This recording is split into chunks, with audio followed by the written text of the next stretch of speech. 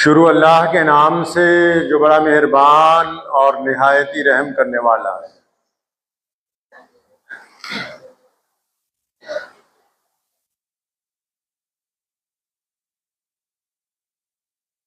तमाम हज़रात दुरूद शरीफ पढ़ लें।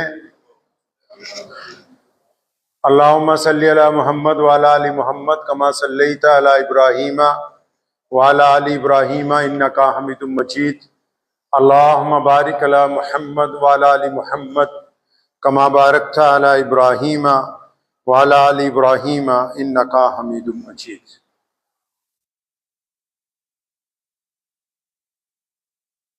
अल्लाह से करे दूर तो तालीम भी फितना,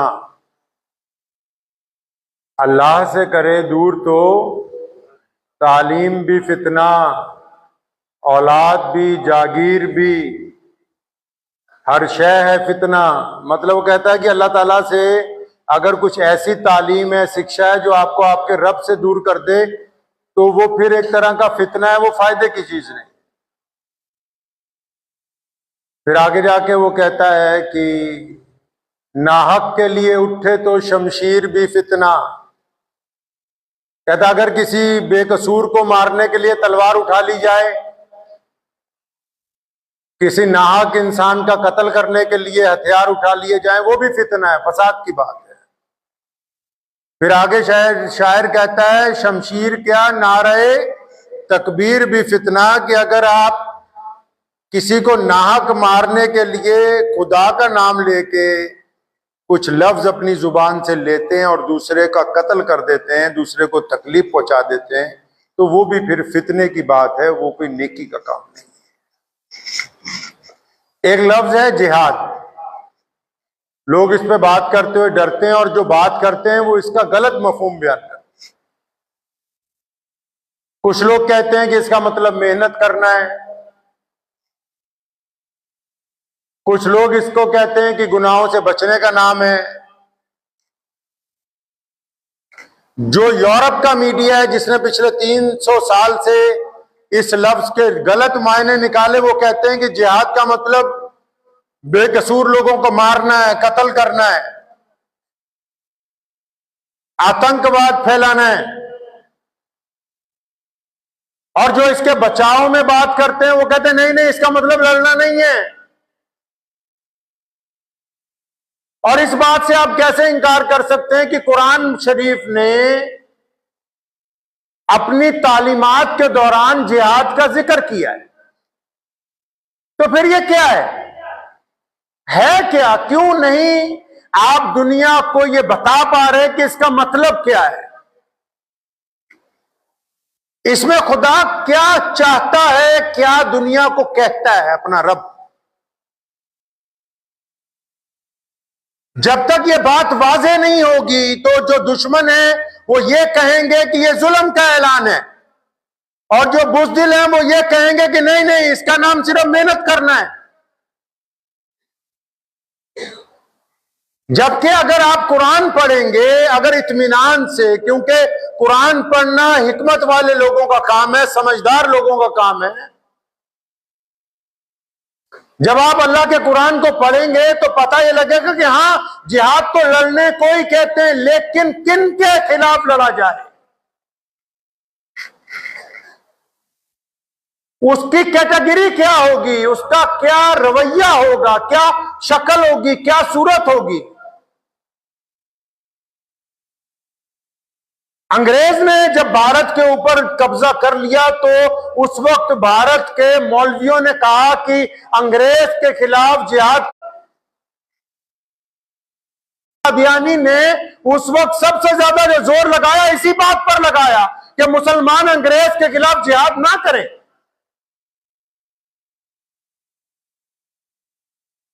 हजरत मोहम्मद सल्लल्लाहु अलैहि वसल्लम के जो सहाबा हैं, सैयदना अबू बकर सिद्दीक रज़ियल्लाहु तआला अन्हु, सैयदना अमीरुल मोमिनीन उमर बिन खत्ताब रज़ियल्लाहु तआला अन्हु, अमीरुल मोमिनीन सैयदना उस्मान ज़िन्नुरैन रज़ियल्लाहु तआला अन्हु, अमीरुल मोमिनीन सैयदना अली इब्न अली रज़ियल्लाहु तआला अन्हु मौला अली करमुल्लाह वजहु, अमीरुल मोमिनीन सैयदना हसन रज़ियल्लाहु तआला अन्हु, अमीरुल मोमिनीन सैयदना अमीर मुआविया रज़ियल्लाहु तआला अन्हु, जितने भी मुसलमानों के उलुल आज़म खलीफा हैं, उन सबकी जिंदगी में यह अमल आया है। इसका मतलब क्या है? कुरान पाक ने किन लोगों का जिक्र किया? अभी 2-3 दिन पहले कश्मीर के पहलगाम में जो लोग पूरे मुल्क से वहां घूमने जाते हैं, तो उनको उन निहत्थे लोगों के ऊपर गोली चलाई गई, कई लोगों को उसी मौके के ऊपर मार दिया गया। इसको जिहाद कह सकते हैं। मैं बड़ी जिम्मेदारी के साथ ये बात कहता हूं कि 1450 साल पहले जब हजरत मोहम्मद सल्लल्लाहु अलैहि वसल्लम के दौर में भी जब वहां के करीब के मुल्कों के लिए इस्लामी फौजें रवाना हुई, तो कुरान ने, शरीयत ने, इस्लाम ने, मोहम्मद रसूलुल्लाह ने उनके लिए कुछ कवानीन तय किए, असूल बनाए, ज़ाब्ते बनाए कि कैसे जाओगे। और उनमें पहला ज़ाब्ता क्या था? क्या हुक्मनामा जारी हुआ?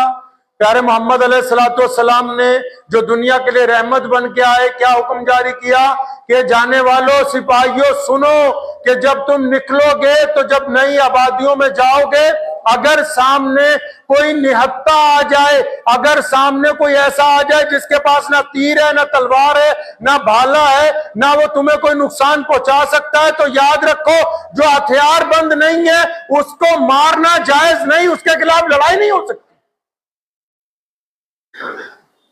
अगर शरीयत के कानून को समझे तो फिर ये जिन लोगों ने निहत्थे लोगों के ऊपर गोली चलाई, इसका मतलब वो इस्लाम को मानने वाले नहीं है, वो शैतान को मानने वाले हैं। क्योंकि इस्लाम ने तो पहले कह दिया कि निहत्तों पर, औरतों पर, मुसाफिरों पर, बूढ़ों पर, बच्चों पर, दूसरे की इबादत गाहों पर, यहां तक फरमाया उनकी खेतियों पर, फरमाया उनके बागात पर, उनकी फलदार चीजों पर कतई हमला नहीं कर सकते, क्योंकि वो तुम्हें कोई नुकसान नहीं पहुंचा रहे। तो जिस मजहब ने दरिया के किनारे वजू करते हुए कह दिया हो, जिनके नबी ने कि पानी इतना इस्तेमाल करना जितना चाहिए हो, बाकी पानी नहीं खराब करना, दूसरे पानी को गंदला ना करना, तो फिर ये कौन होते कि उस मजहब का नाम लेकर किसी का खून बहा दे? जिस दीन ने पानी को जाया करने से मना कर दिया, उस दीन में नाजायज खून बहाने को किसी तरह जायज नहीं करार दिया जा सकता। माने ही बदल दिए, मतलब ही बदल दिया इस्लाम का। क्यों? क्योंकि जो बदमाशी कर रहे हैं, जो आतंकवाद फैला रहे हैं, जो गुंडागर्दी कर रहे हैं, वो तो चिल्ला के कह रहे हैं कि हम बदमाश हैं, हमने इस्लाम का परचम पकड़ लिया। और जो इस्लाम के वारिस हैं, जो अमन के पैगंबर हैं, जिनके जिम्मे ये दीन दिया गया, वो खामोशी के साथ तमाशे बना हुए इस गुंडागर्दी को देख रहे हैं। ये कहते क्यों नहीं कि ये जो सामने इस्लाम का नाम लेके दूसरों को नाहक कत्ल करते हैं, इनका इस्लाम से कोई लेना देना नहीं। इस्लाम ने कहा जिहाद करो, लेकिन कब कहा? जब बेटियों को जिंदा दफन किया जाता था। इस्लाम ने कहा कि हां, जालिम के खिलाफ लड़ना। किन के खिलाफ? जो गरीबों का कत्ल करते थे, जो मजलूमों के पैरों में बेड़ियां पहनाते थे, जो लोगों की बच्चियों को घरों से उठाकर ले जाते थे, जो लोगों को बंधुआ मजदूर बनाकर रखते थे।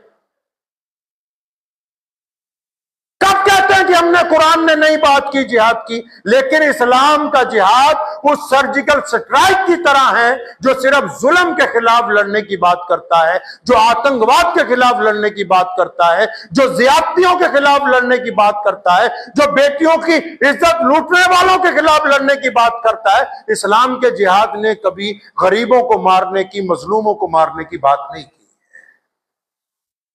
इस फर्क को समझना होगा और दुनिया को बताना होगा। इसे दुनिया को यह बात बतानी होगी कि इस दीन ने, जिस दीन को अब ये प्रोजेक्ट कर रहे हैं टेररिस्ट जो हैं,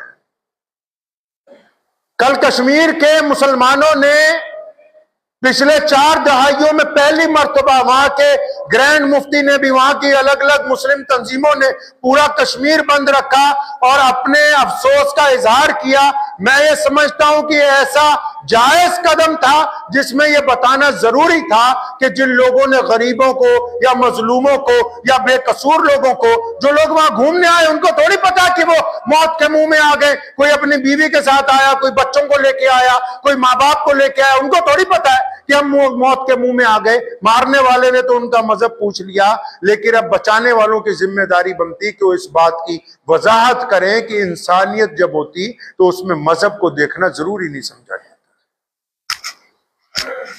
शरीयत इस बात का ऐलान करती। सैयदना उमर बिन खत्ताब रज़ियल्लाहु ताला अन्हु बैतुल मुकद्दस पहुंचे तो वहां की फतेह के बाद वापस निकल रहे थे तो देखा एक बंदा भीख मांग रहा है। फरमाया कौन है? कहने लगे यहूदी है। फरमाया इसको खाने पीने को कौन सामान क्यों नहीं दिया जा रहा?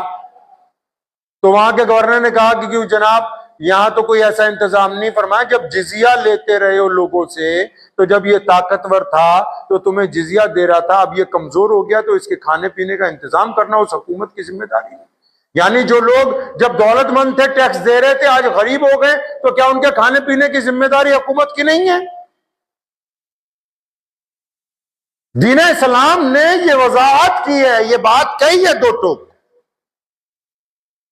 आज पूरे मुल्क के लोगों की ये जिम्मेदारी बनती है, खासकर मुसलमानों की। मैं इसलिए कहता हूं कि जो हादसा हुआ, ठीक है, उससे 140 करोड़ भारत के लोगों के दिलों को तकलीफ पहुंची, लेकिन मैं जिम्मेदारी से कहता हूं एक इमाम होने के नाते कि मुसलमानों को डबल तकलीफ पहुंची। वो इसलिए, एक तो भारतीय होने के नाते कि चलो हमारे ही मुल्क में हमारे ही भाई बहनों के साथ, हमारे हमवतनों के साथ जुल्म हुआ। दूसरा मुसलमान होने के नाते कि जिन्होंने जुल्म किया, एक तो ऐसा नापाक जुल्म किया, ऊपर से बदनामी का दाग जो है वो भी मिल्लत इस्लामिया के ऊपर लगाया। ऊपर से लोगों को तकलीफ पहुंचाई गई। दहशतगर्दों का मकसद क्या होता है? दहशतगर्द का मकसद क्या है? आज बहुत सारे लोग मुल्क के कई हिस्सों में, सारे गैर मुस्लिम हजरात में कुछ लोग ऐसे होते हैं जो नफरत की बुनियाद पर किसी सब्जी वाले को, किसी रेडी वाले को पूछते हैं तुम्हारा नाम क्या है। तो वो दहशतगर्दों का क्या मकसद था? धर्म पूछ के गोली मारने का। उनका मकसद ही यही था कि पूरे मुल्क में मुसलमानों को, गैर मुस्लिमों को आपस में बांटें ताकि इनमें नफरत बढ़े। आज जो लोग उनकी पैरवी कर रहे हैं वो इस नफरत में इजाफा करने की कोशिश कर रहे हैं, जिस मकसद के लिए उन दहशतगर्दों ने यह काम किया है। इस बात को भी आप ज़हन नशीन रखिए, चाहे वो मुसलमान हो या गैर मुस्लिम हो। अगर आप मुसीबत की घड़ी में इकट्ठे नहीं हैं, अगर दुख की घड़ी में भी आपको एक दूसरे की नफरत नजर आ रही है, अगर परेशानी की घड़ी में भी आपको लगता है कि फला मजहब वाला ऐसा है, फला मजहब वाला ऐसा है, तो फिर इसका मतलब आप एक अच्छे शहरी नहीं है। आप परेशानी के दिनों में, दुख के दिनों में, संकट के दिनों में भी एक दूसरे की अगर नफरत के प्लान अपने दिल के अंदर रखते हैं तो आपके दिल में मुल्क का वो दर्द नहीं है, वो हमदर्दी नहीं है जो दुश्मन के सामने इस बात का इजहार कर सके कि परेशानी में, दुख में हम सब लोग जो हैं वो इकट्ठे हैं। इजहार हमदर्दी भी कीजिए, दुश्मन के खिलाफ अपना इजहार भी कीजिए, मुजम्मत का, नफरत का, लेकिन आपस में प्यार मोहब्बत को कायम रखिए, क्योंकि दुश्मन का मकसद तो आपकी मोहब्बत को तोड़ना है, आपके इत्तेफाक को तोड़ना है, आपको एकजुट रहने से इंकार करने को साजिश तैयार करना है। इसलिए ये जो हम मुजम्मत करते हैं या आप मुजम्मत कर रहे हैं, ये किसी दिखावे के लिए नहीं है, ये उन जज्बात के तहत हैं जो अल्लाह के नबी हजरत मोहम्मद रसूलुल्लाह सल्लल्लाहु अलैहि वसल्लम ने हमें अता किए हैं। पाकिस्तान के मौलवियों से भी कहता हूं कि दिल पे हाथ रख के बताओ, क्या ऐसे आदमी पर गोली चलाना जायज है जिसके हाथ में बंदूक ना पकड़ी हो? क्या किसी ऐसे बंदे का कत्ल करना जायज है जो तुम्हारे खिलाफ लड़ने ना आया हो? क्या किसी बूढ़े माँ बाप के बेटे को उनके सामने मार देना जायज है जिसने तुम्हें नुकसान ना पहुंचाया हो?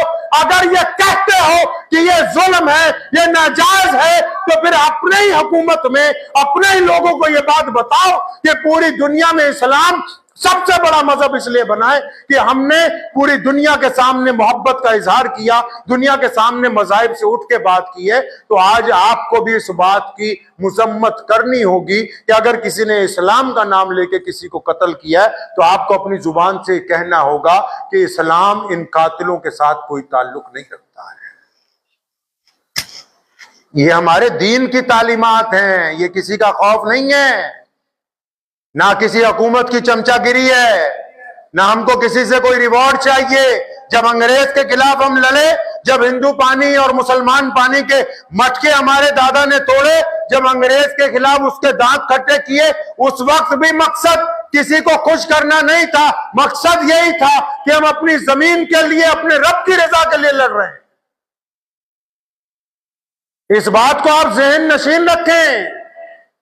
बार बार कहता हूं, मुसलमानों से भी खासकर, कि जिस तरह मुल्क की आजादी में आप सबसे आगे थे, आज दहशतगर्दों के खिलाफ भी आपको सबसे आना होगा, क्योंकि आपके मजहब ने आप पर ये करेंगे और आप कभी जालिमों के साथ नहीं हो सकते हैं।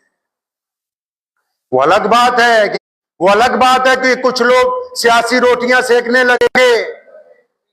मैंने कल एक बयान सुना, पंजाब के एक शहर में एक बहुत छोटा सा कोई सियासतदान बोल रहा था कि मुसलमानों से ये काम करवा लो, मुसलमानों को यहां से निकाल दो। कान खोल के इत्मीनान से ये बात सुन लो, इस रुए जमीन पर हम पैदा हुए हैं, हमारे अकाबरीन ने मुल्क की आजादी के लिए कुर्बानियां दी हैं, हमारी हड्डियां इस मुल्क में खाद बनती हैं। दुनिया की कोई ताकत ना इस मुल्क को हिला सकती है, ना इस मुल्क में मुसलमानों को अपनी जगह से हिला सकती है।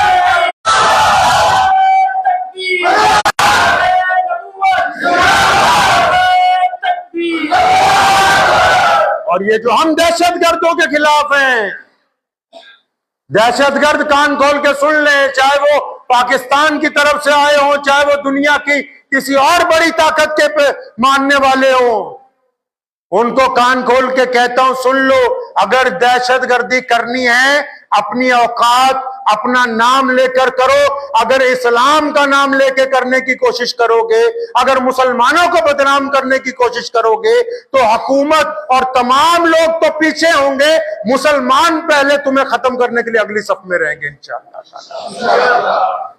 क्योंकि हमारा मजहब इस बात की हमें इजाजत नहीं देता। अपने मुल्क के हिंदू भाइयों के साथ जितनी भी कौमें इस मुल्क में रहती हैं, हमारे बुजुर्गों ने उनके कंधे से कंधा मिला के देश की आजादी लड़ी है। आज भी आतंकवाद के खिलाफ हम अपने देश के सभी लोगों के कंधे से कंधा मिला के आतंकवाद के खिलाफ लड़ते रहेंगे इंशाअल्लाह। तो दुआ कीजिए, एक बार फिर कहता हूं पूरे देश के मुसलमानों को, कि जब कोई नाजुक घड़ी आती है, मुझे पता है कि आपके जज्बात जो हैं हमेशा सच्चे होते हैं। मैंने तो एक बात बड़ी जिम्मेदारी से कही है। एक दिन पुलिस कमिश्नर साहब को भी कहा था, मैं कहा मेरा मोबाइल उठाओ, देखो इसको, व्हाट्सएप को। हमारे मोबाइल भी इस हद तक पाक हैं कि उसमें किसी कौम के खिलाफ कोई मैसेज आपको मिलेगा नहीं। ये बड़ी जिम्मेदारी की, भाई छोटी बात नहीं मैं कह रहा हूं मेंबर पे बैठ के। ये बात हमारे खून में नहीं है कि लोगों में नफरत फैलाई जाए, किसी मजहब के खिलाफ कुछ लिखा जाए। हमारे नबी सल्लल्लाहु अलैहि वसल्लम ने हमें ये सिखाया है। आपको ये कहना चाहता हूं भारत के मुसलमानों को, कि जब कभी कोई नाजुक वक्त आता है, कोई ऐसी दुख की घड़ी अगर देश पर आती है, तो अपने बुजुर्गों की तरह, अपने बड़ों की तरह उठ के खड़े होइए, अगली सफों में जाके आतंकवाद के खिलाफ खड़े होइए, उनको जवाब दीजिए, ताकि पूरी दुनिया को हम ये बता सकें कि देश के लोग जो हैं हर एक परेशानी की घड़ी में आपस में एक दूसरे के साथ हैं। तो दुआ भी कीजिए, वक्त भी हो गया है, कि अल्लाह तबारक व तआला इन बातों पर मुझे भी और आप सबको अमल करने की तौफीक अता फरमाए। वाखिर